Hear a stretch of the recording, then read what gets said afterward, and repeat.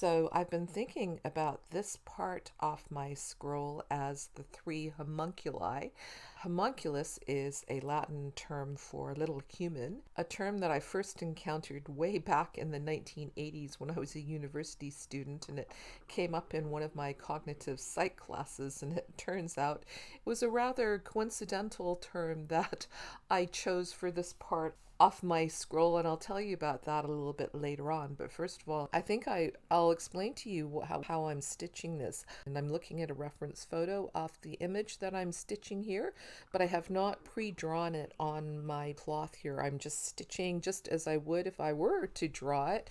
I'm looking at my reference photo and creating those stitches just the way that you might create a drawing if you were looking at a reference photo. And I'm using mainly just back stitch, but in some cases where I think another stitch would fit the bill, I'm inserting that stitch in. For example, the eyes I did with chain stitch. And as I'm going around, I'm kind of eyeballing it. It's not going to be perfect. It's not going to be exactly symmetrical, but this feels like a much more satisfying way to work for me than pre-drawing it and then my stitches just follow the guidelines that I've created. I like the problem solving. I like thinking about it as I'm stitching and just making the decisions as I go along rather than having everything pre-planned. And I do this a lot. I don't like to plan things out ahead.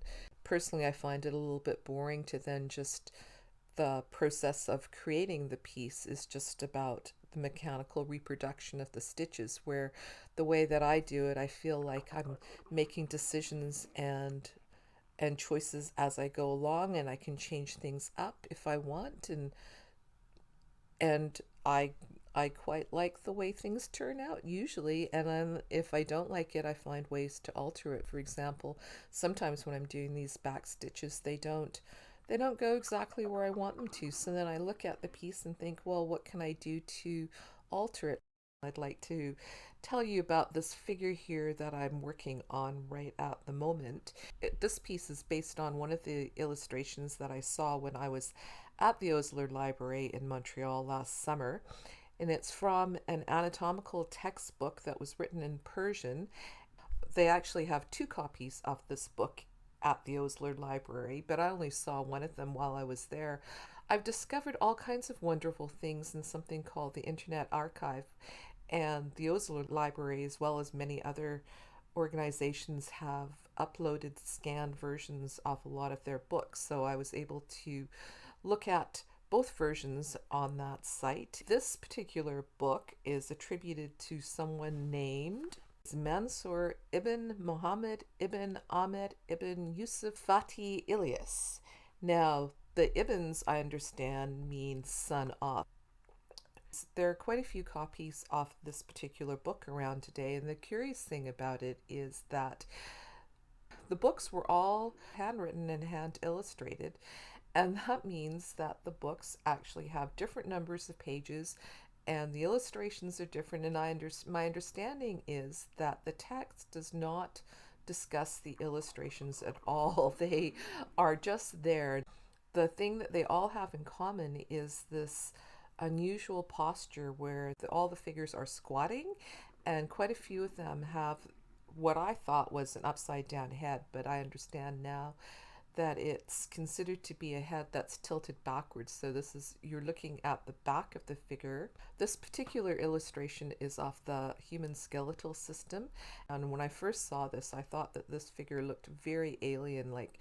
The curious thing is that the two copies that they have at the Osler Library, and actually many of the illustrations that I've been able to find, look quite different from each other in the different versions. And some of them are somewhat similar. You can see similarities, and others are really quite different. I was very curious about how that could have come to be, and I realized that these books have been copied by hand over and over and over again. It's a bit like that old game called Broken Telephone, where someone whispers something in one person's ear and then the next person whispers what they think they heard into the next person's ear, and often by the time you get to the end, the phrases change quite a bit. And I think that the similar thing has happened in the case of these illustrations, that the person was just copying what they saw, what they thought they saw, and they weren't really sure what things were supposed to look like, and you end up with these unusual things like these hands and feet that I think look a little bit like raspberries myself. And I kind of wonder, how many things do we take for granted that we've seen drawings off, but we've never actually seen the thing themselves? Like my daughter pointed out to me, how many of us have actually seen an actual human skeleton, or do we take for granted that the pictures that we see and the models that we see are an accurate representation of what's inside a human body? Or even dinosaurs, we see those pictures of dinosaurs all the time, but none of us have actually seen a dinosaur. How do we know that that's what they look like?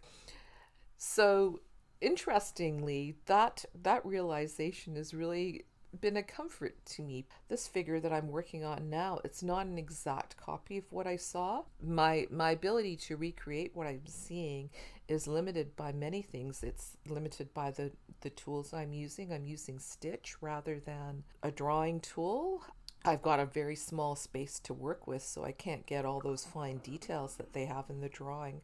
And, it's also limited by my skill, just like the drawing in the book. All of those drawings are approximations and copies of something else. I'm actually following in the footsteps of people that have come before me and creating things that are not identical copies to what I saw before.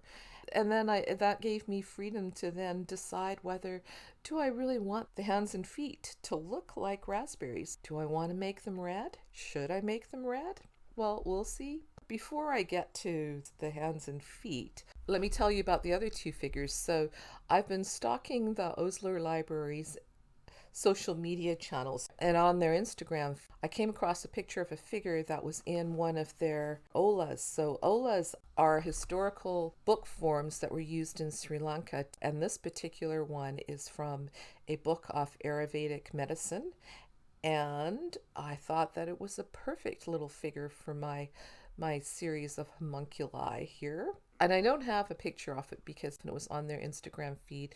It's similar in style to this particular figure. So olas are an ancient Sri Lankan book form, and the pages were written on dried palm leaves. As I was stitching it, I realized that I recognized the style of clothing that this figure was wearing.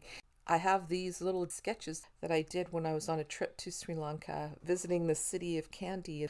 And these figures were traditional costumes that were worn by what my family would have called folk healers. The middle figure, this one is from, again, something that I found on the Osler's social media. I think I came across this one on Twitter, and it's from an Assyrian amulet. It was made for a particular person, and it was used to protect against stomach ailments. And it turns out that this figure is an image of Saint Michael. Now, if you're up on your Catholic or perhaps Orthodox lore, or perhaps if you're a fan of the TV show Supernatural, you might know that the Archangel Michael was a big deal in heaven, and in fact, at one point, did battle with Lucifer. Seems a bit of an overkill for a simple stomach ailment, but there you go. And interestingly, when I was looking up the Archangel Michael, I also realized that I have seen this image before. And here's a drawing that I did of a sculpture that was on the wall outside my hotel room in Oaxaca when I was there a few years ago. And I think it's the same character, because a lot of the images of Saint Michael show him brandishing a sword and standing above, well, as my daughters pointed out, probably Lucifer. And now let me get back to the whole coincidence around the whole homunculus things. As I was doing research, and there are many rabbit holes I could go down here in terms of research, I was coming across the name Wilder Penfield associated with the Osler Library, and I was curious to know who this person was. I looked him up, and it turned out he was one of Dr. Osler's students, and he went on to become a surgeon and a neuroscientist. And one of the very first things that I found out is that he and some of his colleagues had come up with this concept of a homunculus that can map the human brain and the different parts of the brain.